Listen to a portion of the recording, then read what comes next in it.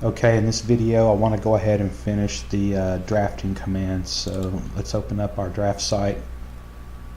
My plan is to finish up the drafting commands this video, and then in the next video show you guys the edit commands, how the commands that you use to actually edit the entities on the screen. And then after that I wanted to explain about layers a little bit, and then from there we'll jump into starting to design our model railroad. So I'm going to open up the prototype drawing here, and if you guys remember in an earlier video I said that this was the toolbar to use to draw entities on the screen with. And you know, we've been using some of these like line, arc, circle. I think that's about it that I see. I guess that's polyline. We've been drawing polylines for sure. But one of the other drawing commands that we'll be using is this one here, this rectangle command. So you can select it here, or the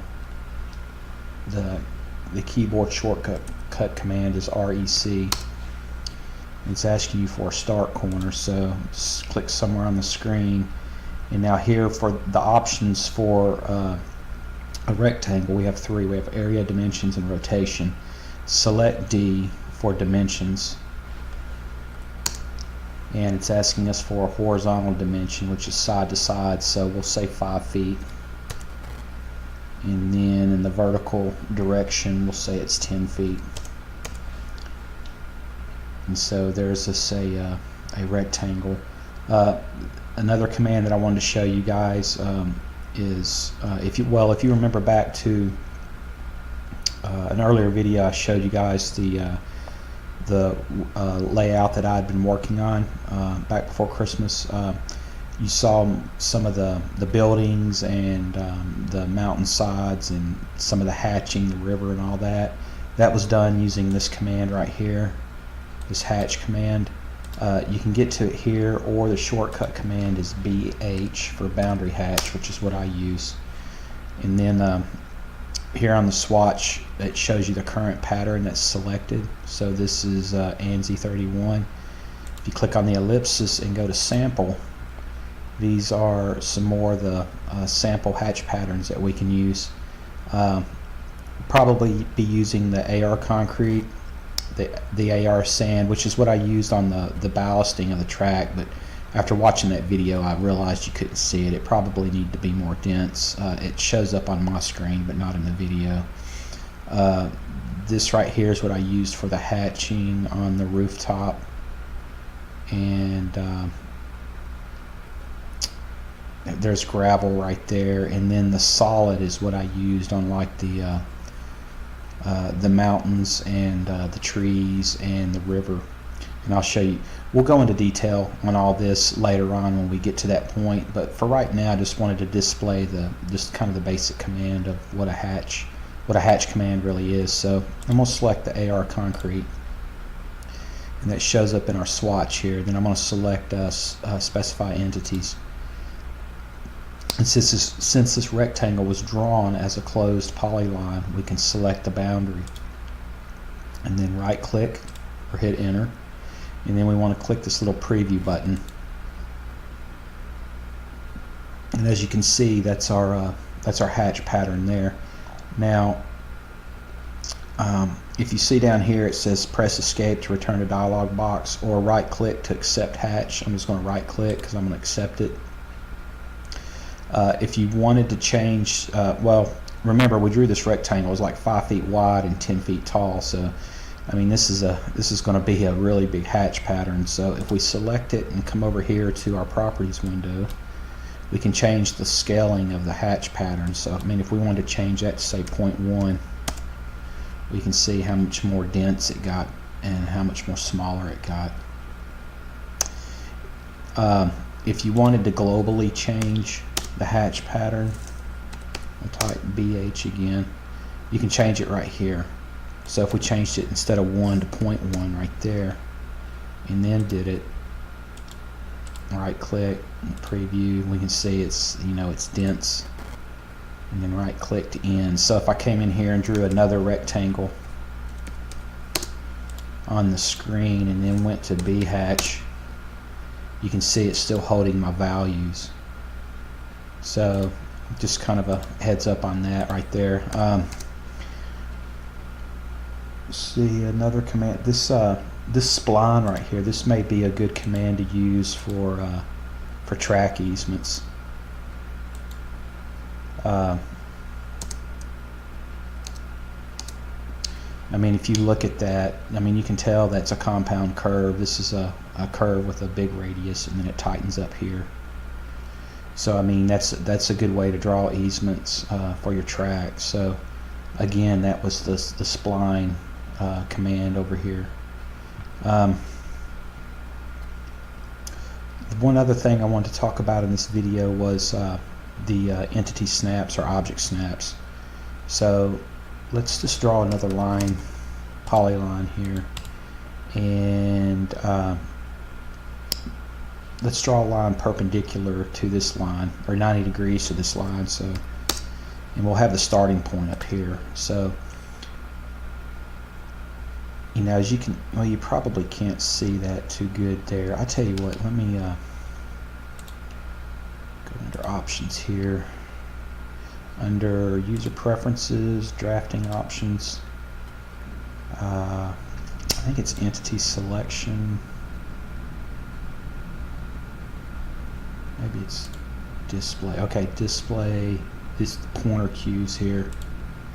So this is this would be the size for like some of those symbols that, you know, pop up when you get close to the line, like the, you know, the box at the end, the triangle for the midpoint, the right angle symbol, you know, for a line that's perpendicular. So let's crank that up a little bit. Hopefully that'll help you guys see that on the screen a little better. So now if we come in here and draw a polyline, well, that's a little better. You can kind of see the, let's see if I can zoom in there. You can kind of see the little L shape or perpendicular shape, right angle shape that pops up. So that would be 90 degrees to this line. So if we used our, remember our DC, our dimension corner, we select this entity and this entity, well, there you go, it's 90 degrees. Okay, so what about if we wanted to draw a line, we've already talked about endpoint, what about midpoint? So if I had a line, wanted to draw a line from here to the midpoint, you know, if I hover around the middle of that line, you can see that little triangle pop up. Look. That would be to the middle of that line, the middle of this line. So if we come in here and use the dimension align command, DA, select the end of this line here, which is what I selected, and then the end of this line. That gives me 10, 8, and 1/16 inch. If I did the same thing on this side, 10, 8, and 1/16 inch. So as you can see, you can snap to the midpoints of lines. Come down here and open up settings, and we have parallel checked. So let me demonstrate what parallel is. And center.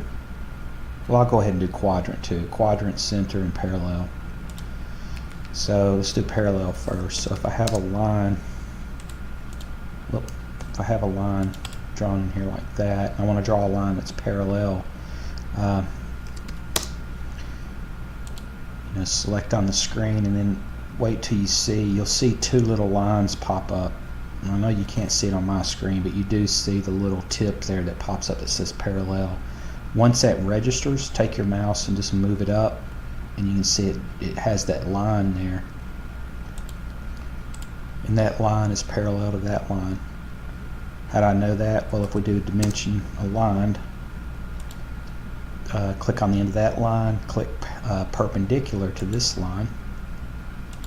If we do the same thing on this end, perpendicular, those dimensions should be the same. 4 foot 3 inches, 4 foot 3 inches.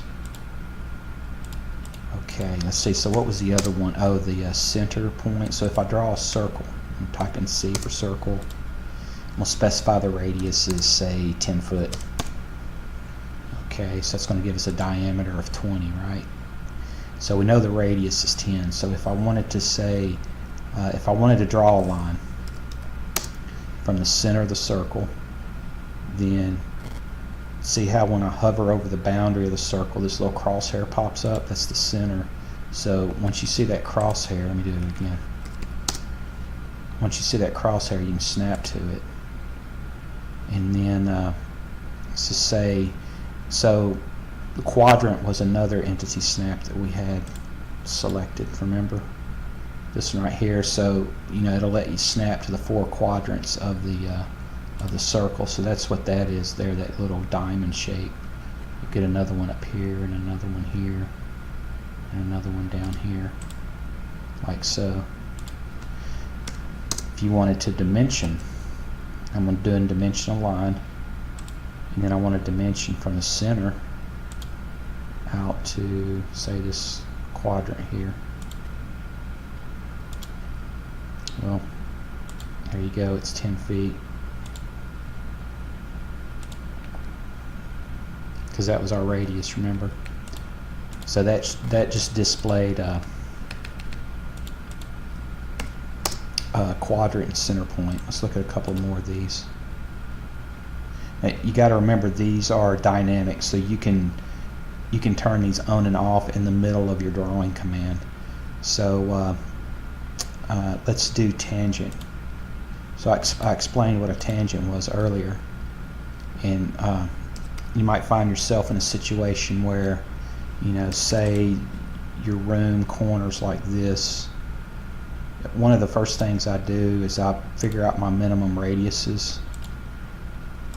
Say the room corners right here, and this is let's change this. Let's say our minimum requirement for a curve on our layout is 24 inches or 2 feet. So let's make the radius 2 feet.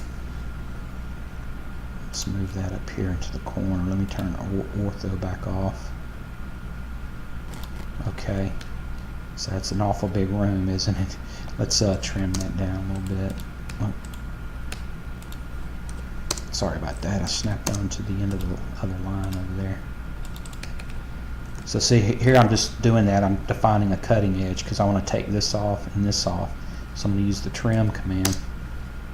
Select my cutting edge, right click, and then take that off and that off like that. And I'm just going to erase that. So say we have a track coming in here like this. We got some things going on like this, and then we want to make sure that we are tangent to this curve, because remember, we want to come in on a tangent. We don't want to come in where the curve and there's a smooth transition is what we're looking for. So if we go back here, settings, you want to make sure the tangent is checked. And I don't know if you've realized or not, but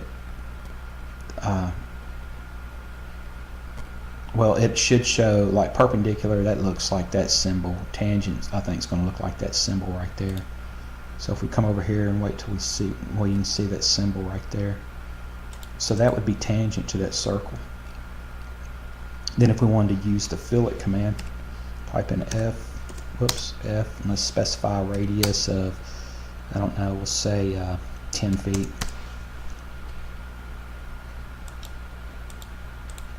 And this one over here, we'll specify a radius of 5 on it.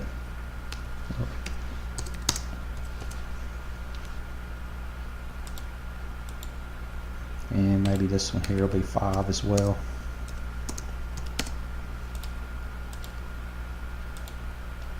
So, that's a nice flowing track right there.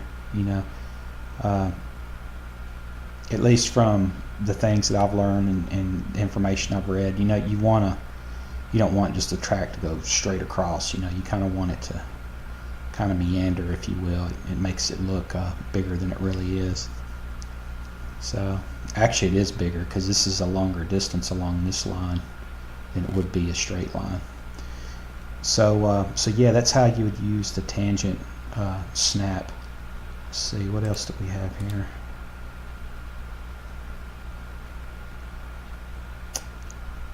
Well, you could use extension. We'll look at that one later. I don't really use that one too much. Oh, nearest. So let's check nearest. So if I want to draw a line, you know, a polyline from here to anywhere on the, say, on the edge of the wall here, we can see that little hourglass. That's nearest. You can see it change when I get to the midpoint, or perpendicular midpoint. It changes to the triangle. But that'll enable me to snap anywhere on that line. That's what's known as the nearest command. And I think that's about it. You will use these a ton. Now, you can also type in, you know, say nearest wasn't checked. You know, and you're in the middle of a polyline command and you just don't feel like going down here, right clicking, you know, going to settings, bringing up the dialog box and then checking nearest. You know, the shortcut is NER. And as you can see, that hourglass pops up. You know, and it's pretty much the same for all of these. You know, like center is, it's usually, well, like center would be CENT, midpoint would be mid, quadrant would be quad, perpendicular is perp, and parallel, I'm not sure about parallel, I think it may be PARA. Let's see here. So if I type in PARA, yep, parallel to. So it's usually like the first, you see that would be parallel to that wall. It's usually like the first 4 letters. So so yeah, I think that'll wrap it up for the drawing commands. And then in the next video, we'll take a look at the edit commands that we'll be using in order to manipulate the entities that we have drawn on the screen. So until then, see you in the next video.